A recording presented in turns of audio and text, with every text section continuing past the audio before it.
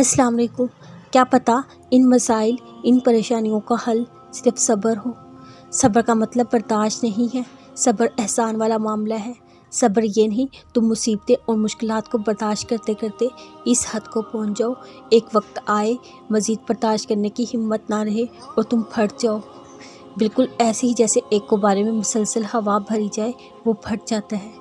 तुम जो इतना सब कुछ बर्दाश्त करते करते अपने दिल में भरते जा रहे हो, तुम फट के तुम्हारा तो सारा ईमान बर्दाश्त ले उड़ेगी। तुम्हें बर्दाश्त नहीं करना, तुम्हें सब्र करना है।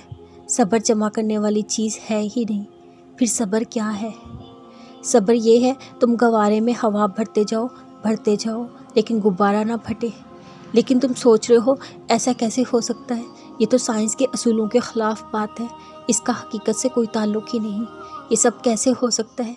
ये सब हो सकता है, दुनिया तुम्हें हमेशा वो दिखाएगी जो सिर्फ इन दो आँखों से नज़र आता है, जो हकीकत लगती है।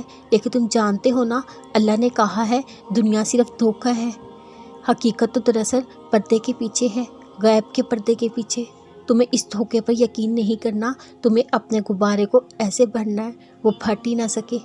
ऐसा पता है कैसे होगा? जब तुम गुब्बारे में एक सुराख कर दो, तुम अपने दिल का दरवाज़ा गैब की तरफ खोल दो। तुम सारी परेशानियाँ, बर्दाश्त की सारी हदूद को गैब के पास भेजते जाओ। तुम सब अल्लाह के हवाले कर दो। किसी ने बुरा किया, उसके लिए दिल में बुग़्ज़ रखने के बजाय सब गैब के दरवाज़े से अल्लाह के हवाले करते जाओ। जब हम अल्लाह पर यकीन करके अपने सारे मामलात उसके हवाले नहीं करते, तब हम खुद पर जुल्म कर रहे होते हैं। इसीलिए हमारा दिल सख्त हो जाता है, ये भी मायूसी की शक्ल है। सब्र इंसान को सख्त नहीं बनाता, बल्कि नरम दिल कर देता है। पता है साबरीन कौन लोग होते हैं?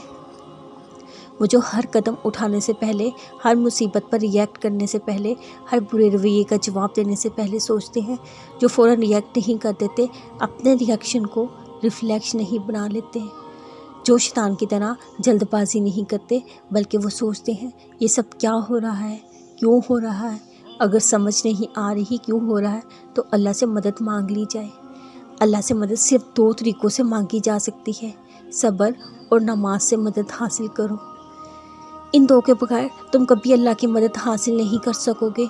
इन दो को अपनाने के लिए तुम्हारे पास एक चीज़ का बेहद ज़रूरी है। पता है वो क्या चीज़ है? तवक्कल, अल्लाह पे मुकम्मल यकीन। तुम यकीन के बगैर कभी सब्र नहीं कर सकोगे, ना नमाज पढ़ सकोगे। नमाज दुआ है, अल्लाह से मुलाकात।